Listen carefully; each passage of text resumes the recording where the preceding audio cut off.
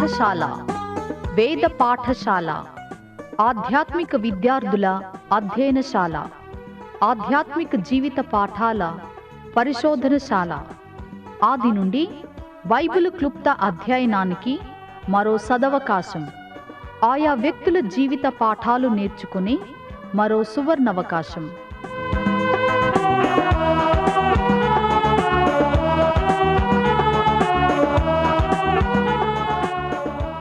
వినండి వేద పాఠశాల నూతన వర్తమానాలు.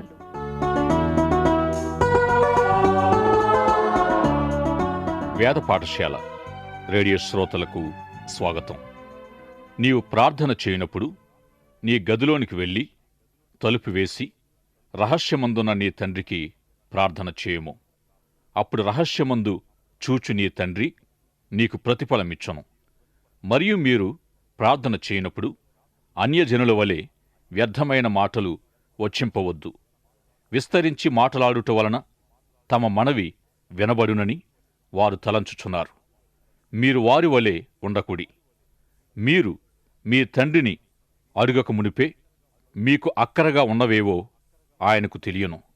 కాబట్టి మీరెలాగూ ప్రార్థన చేయుడి. పరలోకముందున్న మా తండ్రి, నీ నామము పరిశుద్ధపరచబడునుగాక. నీ రాజ్యము వచ్చుగాక. నీ చిత్తము పరలోకమందు నెరవేరుచున్నట్లు భూమియందును నెరవేరునుగాక. మా అనుదిన ఆహారము నేడు మాకు దయచేయము. మా రుణస్థులను మేము క్షమించి ఉన్న ప్రకారము మా రుణములు క్షమించుము. మమ్మును శోధనలోకి తేక దుష్టుని నుండి మమ్మును తప్పించుము. ఘనత, మహిమ, ప్రభావములు యుగయుగములు నీకు కలుగునుగాక. ఆమేన్. మత్తయి సువార్తలో యేసు ప్రభు చేసిన కొండమీద ప్రసంగమును ప్రస్తుతం మనము ధ్యానం చేయుచున్నాం. లోకమునకు ఉప్పుగా వెలుగుగా ఉండుట కొరకై యేసు ప్రభు ప్రసంగించిన కొండమీదకు మిమ్మల్ని ఆహ్వానిస్తూ ప్రభువు చూపించే పరిష్కారమునకు భాగమై ఉండాలని కోరుచూ ఉన్నాను. యేసు ప్రభు బోధను మన వ్యక్తిగత జీవితాలకు అన్వయించుకొనినట్లు మనలను మనము పరీక్షించుకుందాం. మన చుట్టూనున్న వారి వైపు చూచి వారితో నీతియుక్తమైన సంబంధం కలిగి ఉండాలని ప్రభు బోధించారు. 6వ అధ్యాయములో మనము పరలోకం వైపు చూడాలని, ప్రభువు నుండి కృపను పొంది శక్తిగలవారమై ఉండాలని మనము ధ్యానం చేశాం. మొదటిగా కానుకలను ఇచ్చే విషయమై ఆత్మీయ బోధ 6వ అధ్యాయములో పరిశీలన చేశాం. తిన్నని ఆత్మీయ శిక్షణలో 2వ భాగము ప్రార్థన. ప్రార్థించుట తెలియని ఎడల సమస్యలు పరిష్కారము కానేరవు. యేసుక్రీస్తు శిష్యుడిగా ఉంటూ ఇతరుల సమస్యలకు పరిష్కారముగా జీవించాలంటే ప్రార్థన ఎంతో అవసరమైంది. అనేక మందికి ప్రార్థించుట ఎలాగో తెలియదు. శిష్యులు యేసు ప్రభు యొద్దకు వచ్చి, ప్రభువా, ప్రార్థించుట మాకు నేర్పుమని అడిగారు. ప్రార్థించే విషయం ప్రభు తన శిష్యులకు బోధించారు. ధర్మము చేయుట, ప్రార్థించుట, ఉపవాసముండుట అను విషయాల్లో ఎలా వర్ధిల్లాలో వారికి నేర్పించారు. ప్రార్థనలో మనము దేవునితో మాట్లాడతాం. అయితే ప్రార్థనలో అభివృద్ధి పొందాలి. చాలామందికి ఎలా ప్రార్థించాలో తెలియదు. ప్రార్థనలో బోధ ఉండకూడదు. చాలామంది బోధకులు తాము చెప్పాలనుకున్నవి ప్రసంగములో చెప్పనప్పుడు వాటిని ప్రార్థనలో చెప్పడం సరికాదు. ప్రార్థనలో మనము మాట్లాడేది ప్రభువుతో అనే సంగతి మర్చిపోకూడదు. ప్రభు సన్నిధిలో ప్రార్థించుటకై గదిలోనికి వెళ్ళి తలుపు మూసి ప్రార్థించాలి. అప్పుడు రహస్యమందున్న తండ్రి మన ప్రార్థన విని ఫలితాన్నిస్తాడు. దేవుడున్నాడని విశ్వసించి దేవునితో ఏకాంతముగా మాట్లాడుచున్నారా? నేటి దినాల్లో వాహనాలలో ప్రయాణము చేస్తున్నప్పుడు మనం ఏకాంతముగా ఉంటాం గనుక ఆ సమయాన్ని ప్రార్థనలో గడపవచ్చు. వాహనము నడుపుచు కన్నులు మూసుకోకుండా ప్రభువుతో ఏకాంతముగా మాట్లాడవచ్చు. ప్రభువు బోధించిన ఈ ప్రార్థనను కొందరు శిష్యుల ప్రార్థన అని, మరికొందరు ప్రభు ప్రార్థన అని అంటూ ఉంటారు. అయితే ప్రభు ఈ విధంగా ఎప్పుడు ప్రార్థించలేదు గనుక దీనిని ప్రభు ప్రార్థన అనరాదు. మీరు ప్రార్థించినప్పుడు మీరెలాగున ప్రార్థన చేయుడి అని యేసుప్రభువారు చెప్పారు. పరిసయ్యులు ప్రార్థన పట్టి లేక సూచిక ఇచ్చేవారు. ఈ సూచిక ప్రకారము ప్రార్థించమని వారు చెప్పేవారు. అదేవిధంగా యేసు ప్రభు తన శిష్యులకు నమూనా ప్రార్థన బోధించారు. ఈ ప్రార్థనలో 7 మనవులున్నాయి. వీటిలో 4 మనవులు దైవ సంబంధమైనవి, 3 మనవులు వ్యక్తిగతమైనవి. ప్రార్థన మా తండ్రి అని ప్రారంభించబడి పాత నిబంధనలో యెహోవా నా కాపరి అని చెప్పబడింది. నూతన నిబంధనలో దేవుడు మన తండ్రి అని చెప్పబడింది. తండ్రితో మాట్లాడినట్లు దేవునితో మనం మాట్లాడాలి. పౌలు గలతీ పత్రికలో దేవునితో మన సంబంధాన్ని వివరిస్తూ అబ్బా తండ్రి అని వ్రాశాడు. యేసు ప్రభు బోధలోను పౌలు బోధలోను మనము దేవుని పిల్లలము అని వారు బోధించారు. ప్రార్థనను ప్రార్థించున్నది తండ్రి నామమున అని మనము గ్రహించాలి. తరువాత 4వది దైవ సంబంధమైన 4 మనవులున్నాయి. 1 నీ నామము, నీ రాజ్యము, నీ చిత్తము. 4 ఘనత మహిమ కలుగునుగాక. దేవుని నామము దేవుడేమయ్యున్నాడో మనకు తెలియజేస్తుంది. నేను జీవించు జీవితము ద్వారా దేవా నీ ప్రజలు నీ పరిశుద్ధతను తెలుసుకొని నిన్ను గణపరచునట్లు సహాయము చేయమని మనం ప్రార్థించాలి. ప్రభువా, నిన్ను గ్రహించి నీయందు భయభక్తులు గల ప్రజలు నిన్ను రాజుగా గణపరచునట్లు సహాయము చేయండి. పరలోకములో దేవుని చిత్తము నెరవేరుచున్నట్లు భూలోకములోని మంటి ఘటాలమైన మాలో దేవుని చిత్తము నెరవేరినట్లు ప్రార్థించాలి. ప్రార్థించుట అనగా మనకవసరమైన వాటన్నిటినీ వరుసగా ఏకరువు పెట్టడం కాదు. దేవునికి అన్ని విషయాలలో ప్రథమ స్థానమివ్వాలి. ప్రభువా, నీ చిత్తమే నా చిత్తమని దేవునికి విన్నవించి తరువాత వ్యక్తిగత మనవులు అడగాలి. మా అనుదిన ఆహారము మాకు దయచేయమనగా మన అక్కరలు తీర్చుమని ప్రార్థించాలి. ఏనాటి అక్కర కొరకు ఆనాడు ప్రార్థించాలి. మద్యపానమనే వ్యసనమునకు బానిసలైన వారు ప్రభు సహాయం వలన స్వతంత్రులైనట్లు వారు సాక్ష్యమిచ్చుచున్నారు.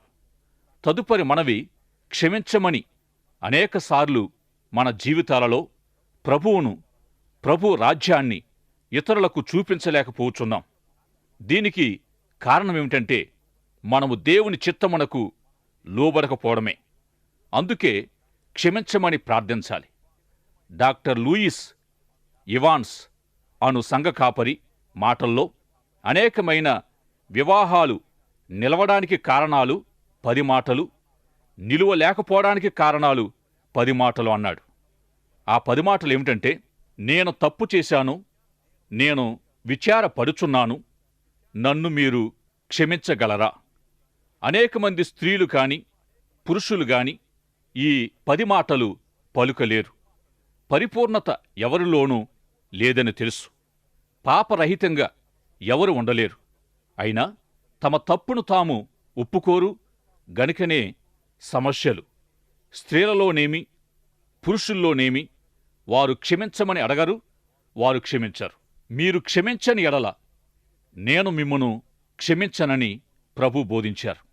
అయితే దేవుని నుండి మనకు కలిగే క్షమాపణ మన క్షమాబుద్ధిని బట్టి కలుగుటలేదని గ్రహించాలి. ప్రభు ఉద్దేశమేమనగా క్షమించబడిన వారమే ఇతరులను క్షమించుటకు మనం అలవాటు చేసుకోవాలి. మనలను దేవుడు ఎంతగానో క్షమించి ఉండగా క్షమించకపోవడానికి మనమెవరం?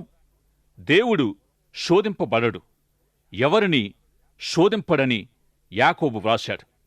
శోధనలోకి తేక కీడు నుండి తప్పించుమను మాటలో గల అర్థమేమిటంటే, అనుదినము మనము ప్రభు నడిపింపు ప్రకారము నడిచిన యెడల మనము శోధనను తప్పించుకుంటాం.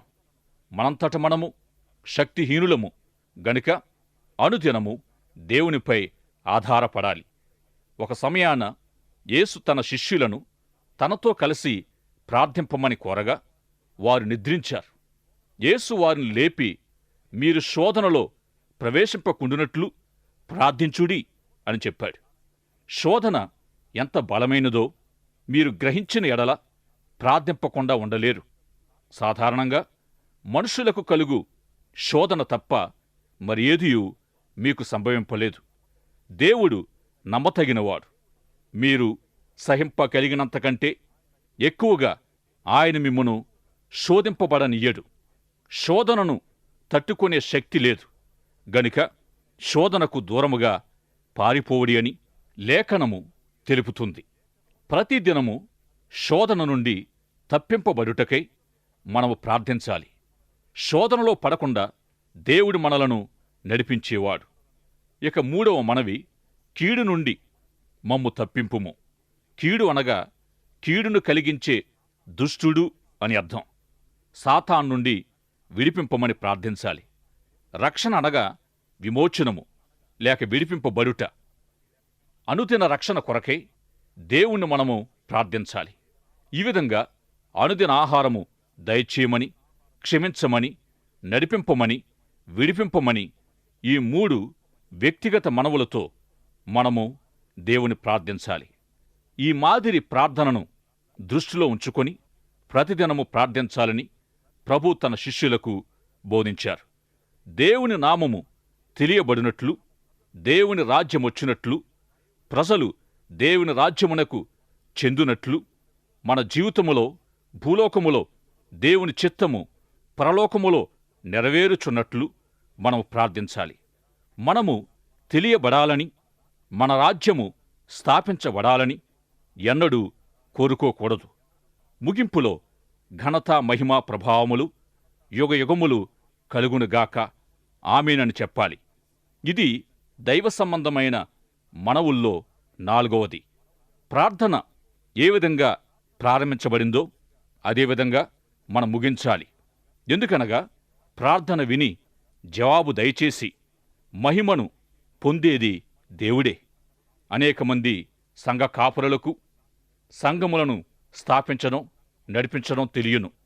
సుమారు 20 సంవత్సరాలు ఒక సంఘములో పనిచేసిన తరువాత దేవుడు నా సంఘాన్ని నాకిమ్మని అడిగితే ఇచ్చేందుకు అంత సులభంగా కొందరు ఒప్పుకోపోవచ్చు. సంఘాన్ని ఇతరులకు అప్పగించి అక్కడ నుండి వెళ్ళిపోవడం అంత సులభమా?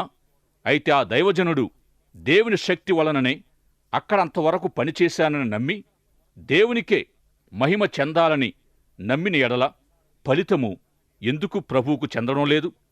దీని భావమేమనగా, సంఘము నాది కాని పని నాది కాదు, పని దేవునిదే. దేవా, ఇదిగో నీకు అప్పగిస్తున్నాను, ఇది నాది కాదు, నీ చిత్తానుసారంగా నీవు జరిగించు అని మనం చెప్పాలి. యేసు ప్రభు బోధలో ప్రార్థించినప్పుడు మనము నీ నామము, నీ రాజ్యము, నీ చిత్తము అను దైవ విషయాలు విశ్వసించి మన అక్కరలు, క్షమాపణ, నడిపింపు, విడుదల అను విషయాలను అడగాలి. ఈ విధంగా మనము ప్రార్థించాలని నమూనా ప్రార్థనని తన శిష్యులకు ప్రభు నేర్పించి ఉన్నారు. కొన్నిసార్లు మనము అడిగినను పొందకపోవడానికి కారణం దురుద్దేశముతో అడగడమే. అయితే ప్రార్థించినప్పుడు సదుద్దేశముతో అడుగుట ఎలాగూ అది తెలియదు గనుకనే ప్రభువును మనము వేడుకోవాలి. ప్రభు చిత్తం ఎరిగి ప్రభు మహిమార్థమై మనము ప్రార్థించిన ఎడల మనము ప్రార్థించే విషయములో తప్పిపోము. గత తరగతిలో శిష్యుడు నేర్చుకోవలసిన ఆధ్యాత్మిక బోధ గురించి మనము ధ్యానము ప్రారంభించాం. ఆధ్యాత్మిక గృహ నిర్వాహకత్వము, ప్రార్థన అను విషయములు మనం పరిశీలన చేశాం. మత్తయి సువార్త 6వ అధ్యాయములో గృహ నిర్వాహకత్వము, ప్రార్థన అను అంశాల విషయమై బోధించిన ప్రభు ఉపవాసము గురించి బోధించారు. ప్రభు తన శిష్యులతో ఉపవాసముండునప్పుడు మనుషులు చూడవలెనని, ముఖములను వికారము చేసుకోకూడదని బోధించారు. ఉపవాసము చేయునది మనుషులకు కనబడకుండా జాగ్రత్త పడవలెనని ప్రభు బోధించారు. పాత నిబంధనలో ఉపవాసము గూర్చిన బోధ ఉంది. 3 సందర్భాల్లో మోషే సీనాయి పర్వతం ఎక్కి 40 రాత్రింబగళ్ళు ఉపవాసమున్నాడు. భోజనము కంటే దేవుని మాటలు వినాలని మోషే కోరగా దేవుడి మోషే ద్వారా బైబిల్లోని మొదటి 5 గ్రంథాలు వ్రాయినట్లు చేశాడు. అతని అన్నయ్య అయిన అహరోను క్రిందనున్న ప్రజలను సంతోషపరుచుటకు బంగారు దూడను చేసి ఇస్తే, మోషే దేవుని ప్రజలకు దేవుని వాక్యాన్ని దేవుని నుండిచ్చాడు. వీరిద్దరి మధ్య ఉన్న వ్యత్యాసమిది. ఉపవాసమనగా దేవుని యొద్ద నుండి మాటలు కోరుకొని భోజనమును తిరస్కరించుట. కానుకలు, ప్రార్థనల వలె ఉపవాసము కూడా దేవుని వైపు గురి కలిగి మనం పాటించాలి. అయితే కొండ దిగువన ఉన్నవారికి సరైన విలువలు తెలియవు గనుక వారి జీవితములో ఎన్నో సమస్యలున్నాయి. మీరు ఉప్పుగా, వెలుగుగా ఉండి కొండ దిగువన ఉన్నవారికి సరి అయిన విలువలు తెలుపునట్లు నేను సూచించే సమాధానము, పరిష్కారములో భాగమయుండాలి. మత్తయి సువార్త 6వ అధ్యాయము 19వ వచనము నుండి 34వ వచనం వరకు మొదటి బోధకు సంబంధించి 20 ప్రశ్నలు వేసి వారి జీవిత విలువలు తెలుసుకొనుటకు ప్రభు ప్రయత్నించాడు.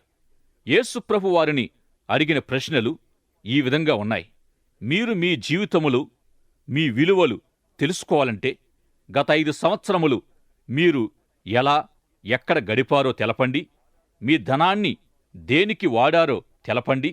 వీటిని బట్టి మీ జీవిత విలువలు వెల్లడి అవుతాయి. మీ ధనమెక్కడుండునో అక్కడే మీ హృదయములు ఉండునని ప్రభు సెలవిచ్చారు. ఒక సేవకుడు దేవుని ఆలయాన్ని ఎలా నిర్మించాడో తెలియజేశాడు. ప్రతి శనివారము, వారం వెంబడి వారము వారు మందిర పునాదులు త్రవ్వారట.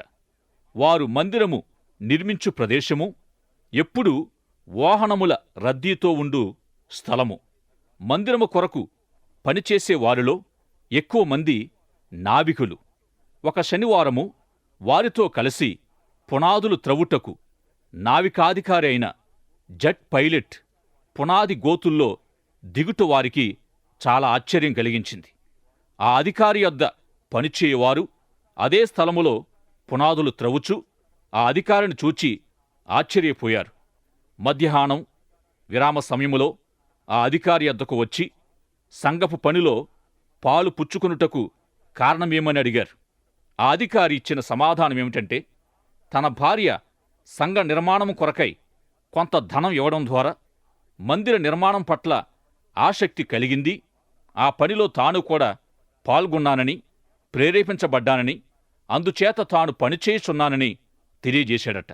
చూచారా, తన కుటుంబ ధనము సంఘ నిర్మాణములో వెచ్చించారు గనుకనే అధికారి మనసు సంఘ నిర్మాణంపై పడింది. మీ ధనము ఎక్కడ ఉండునో అక్కడనే మీ హృదయం ఉంటుందని తన శిష్యులకు ప్రభువారు బోధించారు. గనుక మీ ధనమును, మీ సమయమును ఎలా వాడుచున్నారో దానిని బట్టి మీ జీవితములో దేనికి ప్రాధాన్యత ఇస్తున్నారో గ్రహించవచ్చు. అయితే ఈ విలువలు ప్రజలకు తెలియచేయాలి. ఉన్నతమైన ఆధ్యాత్మికమైన విలువలను మీ పిల్లలకు మీరు తెలియచేయాలి. మనము మన పిల్లలకు ఉపన్యాసాల ద్వారా విలువలు నేర్పలేము, కాని మన జీవిత విలువలే, అవి మంచివైనా సరే చెడ్డవైనా సరే, మన పిల్లలకు విలువైన పాఠాలు నేర్పుతాయి. ఇది నిజమైన ఎడల కొండ దిగువన ఉన్నవారికి మన విలువలను గూర్చి ఎలా తెలియపరచగలం? అయితే మీరు కొండ మీదకు వచ్చి దేవుని మాటలు విని కొండ దిగువన ఉన్నవారి సమస్యలకు పరిష్కారముగా ఉండండి. వారి సమస్యలకు ఒక కారణము వారికి సరి అయిన విలువలు తెలియకపోవడమే. యేసు ప్రభువును వెంబడించుట ద్వారా మీరు సరి అయిన విలువలు తెలుసుకుంటారు. సరి అయిన విలువలు కలిగి జీవిస్తారు. మీరు యేసు ప్రభు విలువలు గలవారై ఏ విధంగా ప్రపంచమునకు ఆ విలువలు బయలుపరుస్తున్నారు? చీకటిలో వెలుగు ప్రకాశించిన రీతిగా మాంసమునకు ఉప్పు చల్లిన విధంగా ఉండాలి. ఉప్పు పాత్రలో ఉన్న ఎడల ఫలితాన్ని ఇవ్వలేదు. విలువలు అనేవి బోధిస్తే వచ్చేవి కావు.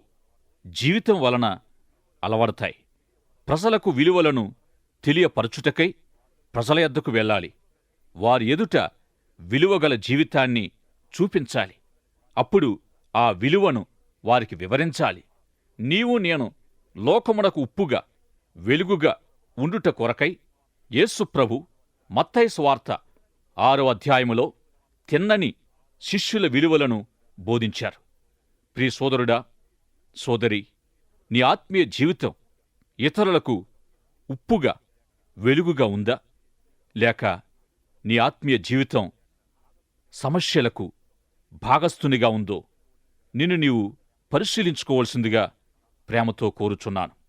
ప్రార్థన చేసుకుందాం. పరిశుద్ధుడవైన మా పరమ తండ్రి, పరలోకమందున్న మా దేవా, ఇంతవరకు మీ ఆత్మ ద్వారా ఉపవాసం విషయమైన కొన్ని ఆధ్యాత్మిక సత్యాలు మాకు వివరించినందుకు వందనాలు చెల్లిస్తున్నా. మేము ఉపవాసము చేసేటప్పుడు మనుషులకు కనిపరుచుకోకుండా మీ వైపు మా గురిని నిలుపుటకు సహాయము చేయండి. విశ్వాసులముగా మేము మిమ్ములను వెంబడిస్తూ ఆధ్యాత్మిక విలువలు నేర్చుకుంటూ మా ఆత్మీయ జీవితాల్లో అలవర్చుకుంటూ మా బిడ్డలకు మేము నేర్పుచూ ముందుకు సాగడానికి సహాయము చేయమని యేసు నామములో ప్రార్థిస్తున్నాము పరమ తండ్రి. ఆమెన్. మీరింతవరకు రోమా పత్రికలో రక్షణ అవసరతకు సంబంధించిన అంశాలు, విశ్వాసము, నీతి, క్రీస్తు ప్రేమ గురించి, క్రైస్తవ జీవిత విధానము, సేవ గురించి కొన్ని ప్రాముఖ్యమైన సత్యాలు వింటూ ఉన్నారు. నేటి పాఠంలో మీకు ఏ విధమైన సందేహాలు, ఇంకా అర్థం కాని విషయాలున్నా వెంటనే మాకు వ్రాయండి. ఈ సందేశాలు మరింత సులభంగా అర్థం చేసుకోవడానికి సహాయకరంగా ఉండుటకు ఒక ఉచిత బైబిల్ గైడు మీకు పంపించగలం. మా చిరునామా: వేద పాఠశాల, రేడియో విశ్వవాణి, తపాలా సంచి 4, సికింద్రాబాద్ 500017. మా ఇమెయిల్ ఐడి telugu@radio882.com.